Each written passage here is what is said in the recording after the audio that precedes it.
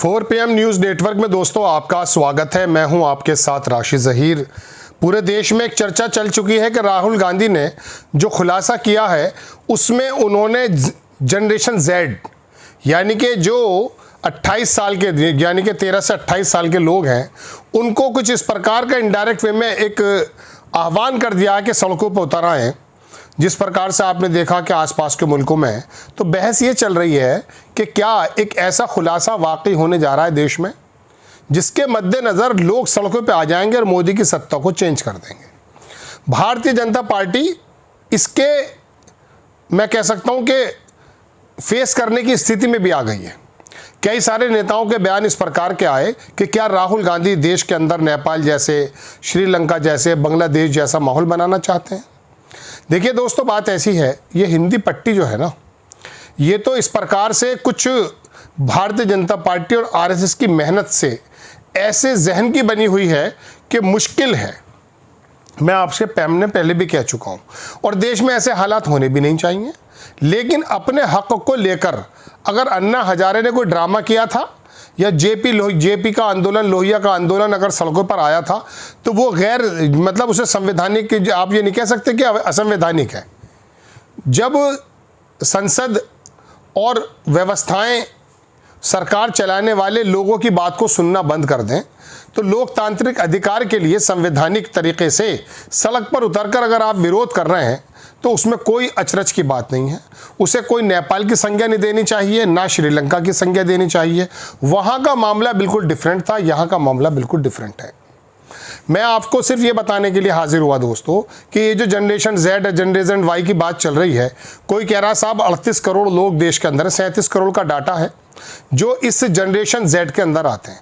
लेकिन क्या आपने इस जनरेशन जेड के अंदर इतनी अकल रखी है या उन्हें यात्राओं में ले जा करके सिर्फ उन्हें इस प्रकार से बना दिया कि वो जब नौकरी का सवाल नहीं करते, बेरोज़गारी, महंगाई का सवाल नहीं करते और आने वाले वक्त में जो मौके आ सकते हैं जो दुनिया के दूसरे देशों में नौजवानों को उपलब्ध हैं उनके बारे में उनकी सोच विचार तक नहीं है, तो आप क्या समझते हैं कि वो लोग सड़कों पर आ जाएंगे अपने हक मांगने? नहीं, बिल्कुल नहीं आएंगे।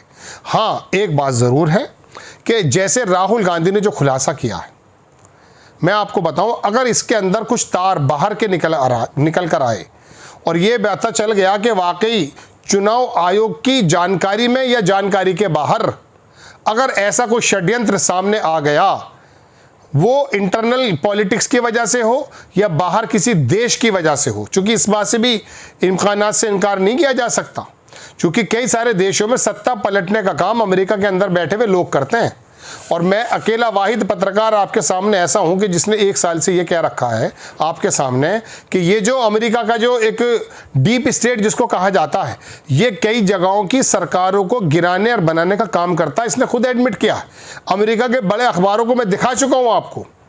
लेकिन बात यह है कि स्थिति अब यह है कि राहुल गांधी ने जिस बात को खोला है, अगर वाकई पता ये चला कि चुनाव आयोग के अंदर भी एक चुनाव आयोग और है जो बाहर से संचालित है, मोदी या शाह या आरएसएस या कांग्रेस या कोई सी भी पार्टी ने उसका इस्तेमाल किया है, यानी कि लोगों को ये पता चल जाए कि हमारी वोटों से सरकार नहीं बन रही है, इनके मैनिपुलेशन की वजह से सरकार बनती है, तो हो सकता है हिंदी पट्टी को तो छोड़ दीजिए, लेकिन बिहार हिंदी पट्टी में भले आता, लेकिन वहाँ का जो नौजवान है वो अवेयर है। और बाकी की जो ये साउथ की जगहें हैं जहाँ भाजपा है भी नहीं, वहाँ पर कुछ ना कुछ लोग सड़कों पे आ सकते हैं, कांग्रेस उसकी अगुवाई कर सकती है। राहुल गांधी ने जैसे कहा कि अब आपकी जिम्मेदारी है लोकतंत्र को बचाना, मैं आपके साथ खड़ा नजर आऊँगा। जनरेशन जेड को लेकर के भारतीय जनता पार्टी जिस प्रकार से डिफेंसिव हो गई है और पॉलिटिक्स के मद्देनज़र लोगों ने ये बात कहनी शुरू कर दी है, तो मैं आपको बहुत बता रहा हूँ, हमारे यहाँ लोकतंत्र की नो डाउट जो है कुछ जड़ें खोखली करने की कोशिश की जा रही हो, लेकिन उसके बावजूद भी यहाँ के लोगों के अंदर वो नरमी है। यहाँ का आदमी नेपाल जैसा भक्षक नहीं है। मैं आपको बता रहा हूँ, मैं नेपाल गया हूँ, मुझे मालूम है कि वहाँ के जो यूथ है उसके अंदर किस प्रकार की आग है, जो क्राइम का एक बाकायदा एक ख्याल होता है, हमारे यहाँ ऐसा नहीं है, उनके यहाँ है। जो यूरोप के अंदर आंदोलन होते हैं उनको आप क्या समझते हैं कि वो आंदोलन बड़े लोकतंत्र को बचाने के लिए करते हैं? नहीं, उनका शौक है सड़कों पर रहना, रातों को शराबें पीना, पब में जाना। उनकी ज़िंदगी का कोई बड़ा मकसद नहीं होता है, जानवरों की ज़िंदगी गुजारते हैं और गटर में पड़े रहते हैं। मैं आपको बहुत उलट बात बता रहा हूँ।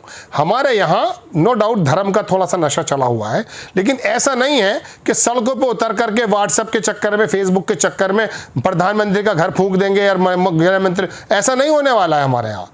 लेकिन हमारे यहाँ ऐसा ज़रूर हो सकता है कि अगर ये पता चल जाए कि भाई मोदी जी ने, अमित शाह ने, राहुल गांधी ने, ममता बनर्जी ने, स्टालिन ने, किसी ने भी ऐसा काम किया है कि चुनाव के अंदर वोटर लिस्ट में मैनिपुलेशन करके सरकार को बनाने का, बिगाड़ने का काम करते हैं, तो अपनी बात को लेकर संवैधानिक तरीके से आ सकते हैं। सन 90 का आंदोलन हमने अपने आंखों से देखा, बल्कि हम तो स्कूल में पढ़ा करते थे। जब वीपी का आंदोलन था, हमें मालूम ही नहीं था। मंडल कमंडल की जो लड़ाई थी ना उस ज़माने में, जब वो हुआ था, वीपी सिंह ने वो तमाम सिफारिशात लागू कर दी थी। उस ज़माने में हम भी ओबीसी से कंसर्न थे, लेकिन हमें मालूम ही नहीं था क्या है। हम लोग उसके अंदर जाते थे, बच्चे थे, 8-7 क्लास में हुआ करते थे, 9th में स्कूल के लड़के जाते थे, तो हम भी आगे को निकल आते थे। तो कहने का मतलब ये वो, लेकिन वो आंदोलन देश के खिलाफ नहीं था। अन्ना का आंदोलन सरकार को हटाने का भले ही हो, लेकिन देश के खिलाफ नहीं था। राम मंदिर का आंदोलन देश के खिलाफ नहीं था, भले वो मंदिर बनाने का हो। तो इस तरह के आंदोलन आ सकते हैं। इसी बात से घबराहट ये बनाई जा रही है कि साहब नेपाल और श्रीलंका और बांग्लादेश वाले हालात हो जाएंगे। अब समझिए, बांग्लादेश के अंदर एक धर्म के एतबार से एक जमात इस्लामी और वहाँ की जो लोकल पार्टीज़ हैं, उन लोगों के अंदर कन्फ्लिक्ट हुआ। उस महिला को, जिसको हमने संरक्षण दे रखा, वहाँ की पूर्व प्रधानमंत्री, उसने वहाँ किस प्रकार से एक ऐसी लॉबी को वहाँ पर जो है फ़रोग़ दिया, मतलब आगे को बढ़ाया कि जिसके से लोग नाराज़ थे। अब आप नेपाल को देख लीजिए, 17 साल में 17 प्रधानमंत्री, तो ये तो हालात ख़राब हो जाते हैं। हमारे यहाँ ऐसे हालात नहीं हैं। लेकिन जनरेशन Z और जनरेशन Y की जो बात आ रही है, तो उससे रिजेंबल करने लगते हैं नेपाल को। लेकिन मैं आपको बताऊं, राहुल गांधी ने जो हालात पैदा किए हैं, जो खुलासा किया है दोस्तों, उसका ये समझिए बोरी का उन्होंने मुँह खोला है। अभी मैं कल अपना एक वीडियो बनाया, मैंने आप उसे बहुत गौर से देखी है। उसके अंदर मैंने पूरी स्थिति बताई है कि क्या क्या इसके अंदर हो सकता है, जो बात वाकई आज तक हमें मालूम नहीं थी कि वोटर लिस्ट में कैसे गड़बड़ी करने की कोशिश की जा सकती है। इसमें बाहर के कुछ लोग हो सकते हैं। हम तो आपको ये बता रहे हैं, वो बात भी आपके गले उतर गई जो पेगासस यहाँ आया था। उसके बारे में सरकार ने सुप्रीम कोर्ट को कितना कॉपरेट किया, कितना नहीं किया, आपको मालूम है। राहुल गांधी और वायर और दुनिया भर के पत्रकारों के जब वो पेगासस का जो वो पाया गया है वायरस, उसके अंदर पता चला कि हाँ, ये इसको जो है कंप्रोमाइज़ करने की कोशिश की गई है, ये तो बहुत बड़ी बात है।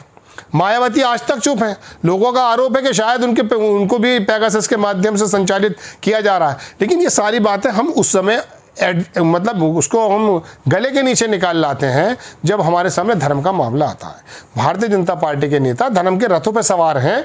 ये बात अलग है कि धर्म का धर्मांधता अभी कम हुई है, इसमें कोई दो राय नहीं। जब बेरोजगारी के हालात हो गए, दुनिया के अखबारातों ने लिखना शुरू कर दिया है और पता चला कि हाथ कुछ आ नहीं रहा है सिवाय यात्राओं के, सिवाय नफरतों के, तो उनकी नज़र में आया चाहिए यार राहुल गांधी का ये मसला इसे ही देख लेते हैं। तो इसके मद्देनज़र वो सरकार गिरा भी सकते हैं, बना भी सकते हैं, लेकिन चुनाव के माध्यम से या अपना भारतीय जनता पार्टी के अंदर आरएसएस के बीच में ही कोई ऐसी बात बन पाए, कोई ऐसी चीज़ निकल आए कि भाई माहौल हमारे खिलाफ है, लिहाजा नितिन गडकरी को या अपने आप को पॉलिश किया जाए।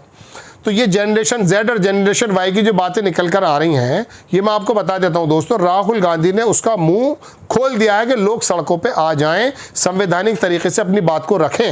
लेकिन इसका मतलब ये नहीं हो जाता कि मेरा भारत या आपका भारत नेपाल बनने वाला है, श्रीलंका, इससे संज्ञा मत दीजिए बिल्कुल भी।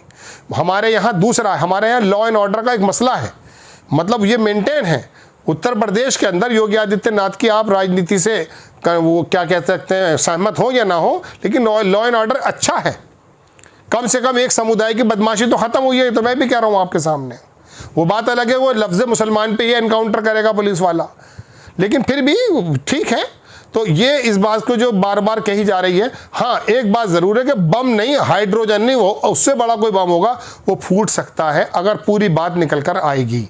चुनाव आयोग अगर कंप्रोमाइज़ करके मतलब बता दे कि साहब इसके अंदर ये चीज़ है, IP एड्रेस निकल आए, तमाम चीज़ें निकल आए, तो पता चल जाएगा कि किसका रोल है, वो कौन कौन लोग हैं जो कई हज़ार लोगों का नाम वोटर लिस्ट से हटा रहे थे और वो कांग्रेस के पक्ष के लोग थे। आपको खबर कैसी लगी अपनी राय कमेंट्स बॉक्स में ज़रूर दीजिए। चैनल को सब्सक्राइब कीजिए, शेयर कीजिए। नेक्स्ट टाइम मैं किसी खबर के साथ हाजिर होता हूँ। जय हिंद।